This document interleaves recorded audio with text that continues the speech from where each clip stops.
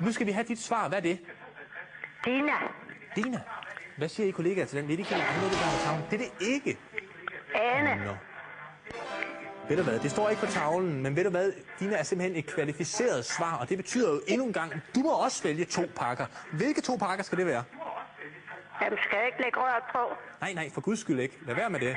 Du skal vælge et nummer her. Kan du se? 2, 1, 2, 5, 7, 8 eller 10? Nå, skal jeg sige det til jer? Ja, bare sig det til mig. Du er simpelthen du er live med igennem inde med mig, og nu kan jeg høre, du siger pakke nummer 7.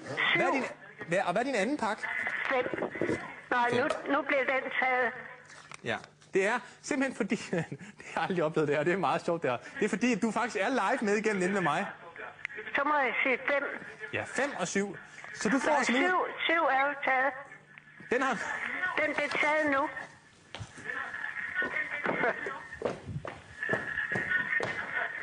Så må jeg sige... Nå, hallo.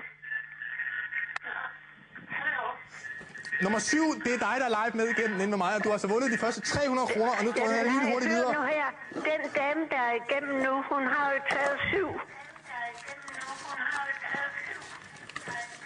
Det er fantastisk, det her. Det må jeg godt nok undskylde. Det her... Jeg kan bare tage 10 så, eller 2, eller...